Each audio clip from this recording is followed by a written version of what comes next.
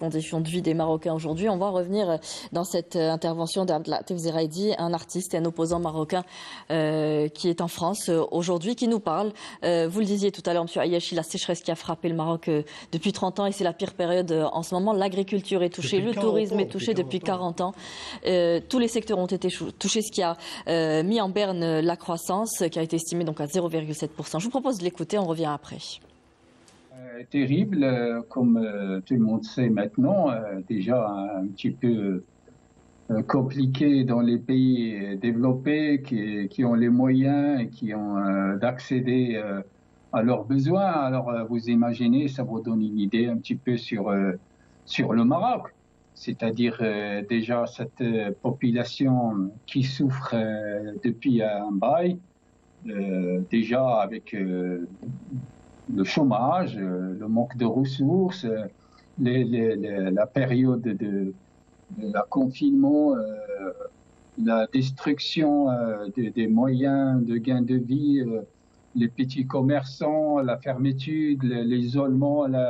Non, mais ça a été une politique vraiment criminelle vis-à-vis de ce peuple, anéanti par des années de dictature, sans arrêt.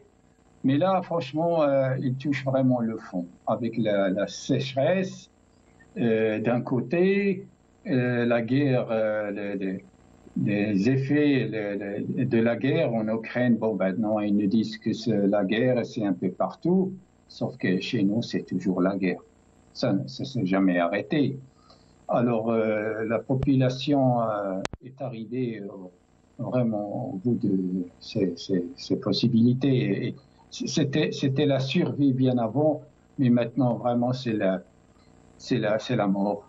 C'est la mort au point où le fait de trouver l'eau c'est devenu un luxe. Il y avait la faim, maintenant c'est vraiment la soif qui s'ajoute. Les gens commencent vraiment à boire dans les eaux usées. Dans le sud, là, ils n'ont pas d'autre choix. Ils se servent dans d'après les images. Moi, j'invente rien du tout. Les vidéos et les rapports, ils sont là sur la toile. Tout le monde peut les constater. Donc, c'est une situation catastrophique. Vraiment, on ne sait pas où on va. Là, la situation est terrible. On a des sionistes qui s'installent manifestement, ouvertement. Il n'y a plus rien. Bon, la relation entre la monarchie et l'entité sioniste a toujours existé depuis la nuit des temps. Lui-même, c'est un sioniste. La monarchie, enfin, les membres de la famille royale, le gang, là, ils sont tous des sionistes. Mais là, aller vraiment à faire venir maintenant, ils interviennent carrément dans l'enseignement, c'est-à-dire à modifier toutes les bases, c'est-à-dire ils sont en train comment dirais-je, le mot normalisé, moi ça ne me parle pas très fort. Ils sont en train de métamorphoser carrément l'identité du Marocain, voilà, et l'identité de ces pays. Et si on laisse faire, ça va rompre, ça va infecter toute la région.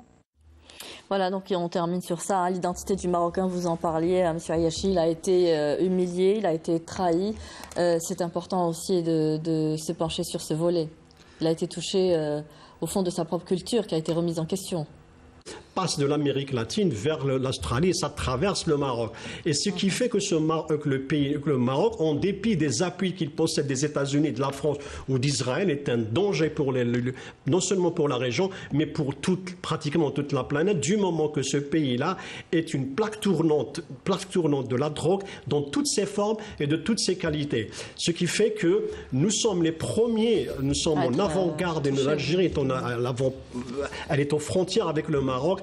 La menace marocaine, elle n'est pas simplement... Le Maroc utilise la drogue comme une arme contre l'Algérie. Il ne s'agit pas simplement de la vendre, mais de faire en sorte à ce que noyer le pays, le noyer de drogue, c'est une façon de combattre l'Algérie. Il y a le combat sur tous les fronts. Il y a l'agression médiatique, l'agression politique, l'agression diplomatique.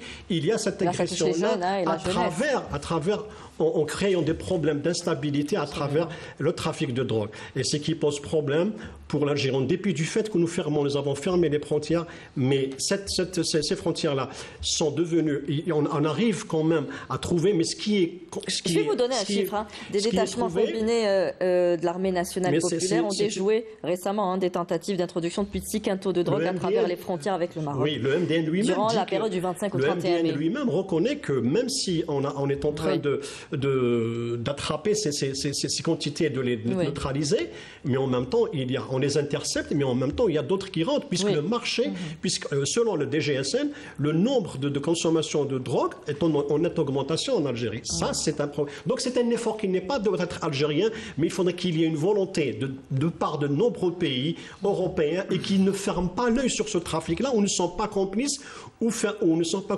l'encouragent pour que nous-mêmes, nous subissons et en même temps qu'il y ait un effort vraiment des efforts réels et en plus efficaces pour venir à bout de ce phénomène qui devient un danger de société pour le Maghreb et pour toute la région. Alors je vais vous donner la parole dans un moment. On va d'abord continuer à écouter l'opposant marocain, M. Zeraidi, qu'on avait écouté tout à l'heure, que je vous disais depuis la France. Le Maroc, un narco-État, point d'interrogation. Je vous propose de l'écouter. Il n'est mystère pour personne que les chiffres sont là sur la toile, tout le monde peut les constater, des rapports officiels de l'ONU, exactement de l'Office de la lutte contre le crime et le trafic de drogue. Il y a des statistiques. Moi, comme j'ai dit, tous les chemins de la corruption mènent au palais. C'est exactement ça. On sait très bien que 90% de la consommation de cannabis en Europe, ça vient du Maroc.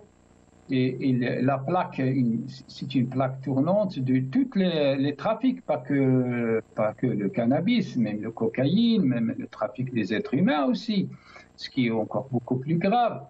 Et tout ça, ça rapporte le tourisme sexuel, vous savez. C'est un fléau, cette monarchie. Et tout ça, ça rapporte vraiment une économie souterraine, bien entendu. Et au palais, bien sûr, au palais, toutes les mafieux, là. Mais ça ne profite pas, et ça ne devrait pas exister d'ailleurs pour faire profiter le peuple. Ça ne profite que à ces mafias-là. C'est exactement ça.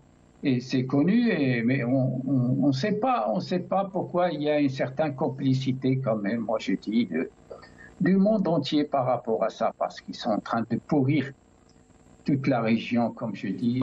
Voilà, je vais vous donner la parole. D'abord, je voudrais écouter M. Ayachi sur ça.